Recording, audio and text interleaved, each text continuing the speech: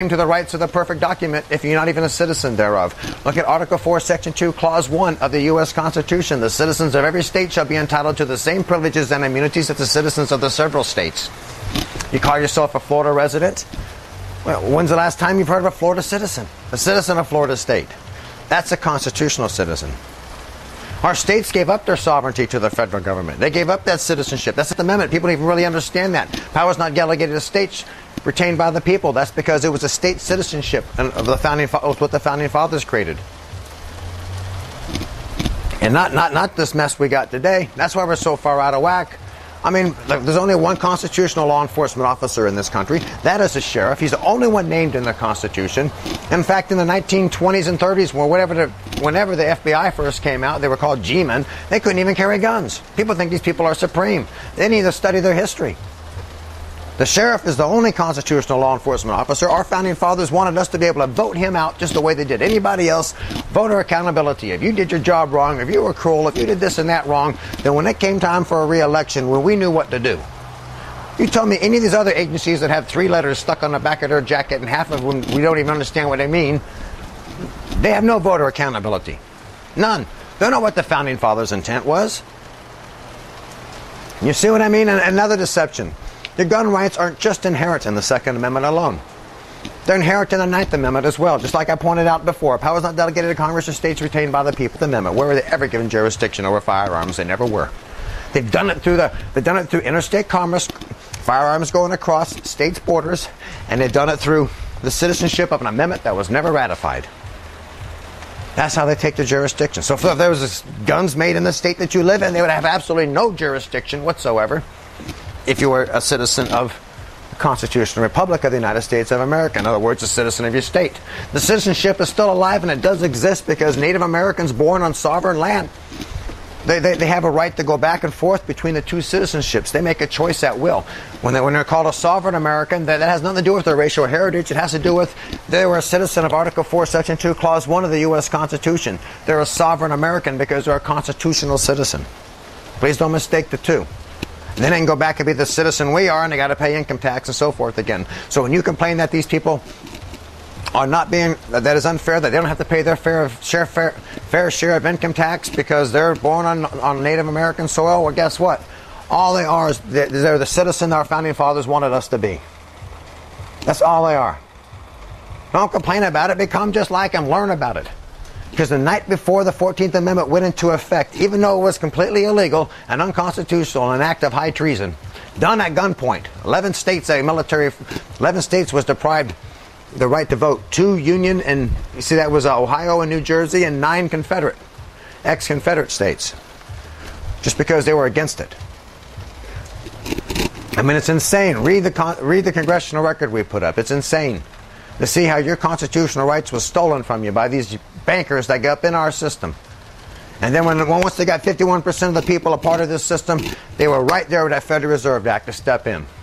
They engineered the first depression and the crash of the economy. They caused our government to declare bankruptcy. That's how come they got our gold in New York City under their building. And it's supposed to belong to us. They've stolen all of that from us. The national debt, all of it is based on an amendment that was never ratified. It's a hoax. There's a way of making us in debt for every dollar we put in circulation. There's a debt attached to it. They're charging us money for printing money off our interest off printing money off our own net worth. And the citizenship of the 14th Amendment, you ever hear them say you owe $35,000 or whatever the heck to the national debt? Well, guess what? That's all printed off your homes and everything you're worth under that citizenship of that amendment that was never ratified. Why do you think the foreigners are eating up that debt so bad? Because they want to own us. Even if your house is paid for, you still owe that money because of your citizenship. Think about it. These people, they really deceived us. We need to wake up. We really, really do. You can't say, I've heard these arguments, people say that, well, they may not allow us to go back to the citizenship. What do you mean they won't allow us? The only thing that gives the citizenship of the United States any presumptive validity whatsoever is the fact is it's a political choice. That's it. Because you have a right to choose back and forth, as you've seen on the document. You can leave this jurisdiction at will. So therefore, it's a political choice. Yes, as a truly free people, you can give your rights away. They can't force you to give them away, but you can give them away as a truly free people. That's why the Supreme Court, they said it's political. I mean, read the congressional record. Yes, if the American people ever rebelled against it, the Constitution, the Supremacy Clause, Article 6, Section 2, must strike it with nullity. It is a political choice. The only thing is, they don't tell you about the choice. They keep it a secret from you. Now these banks, these dirty bankers, they got all into our system. They collect interest every week on your off our national debt. They had to come up with an IRS branch, which is illegal and unconstitutional. And yeah, there's questions about the 16th Amendment being ratified, and I don't believe it was, but that doesn't even matter. It don't even matter. All that comes from the jurisdiction of an amendment that was never ratified. Why argue like a dog chasing its tail if it wasn't ratified? The 16th wasn't ratified. Even if the 14th was ratified, it's still unconstitutional.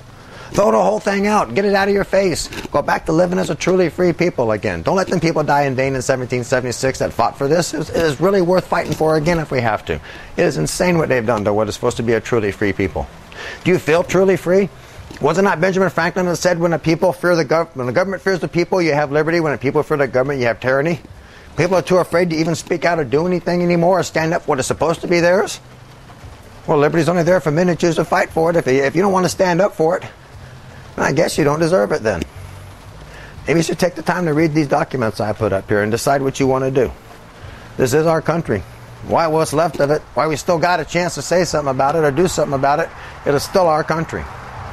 It's time we need to wake up. I mean, what does Stalin say? If you give me one generation and I'll change the world. Well, guess what? They've had since 1868.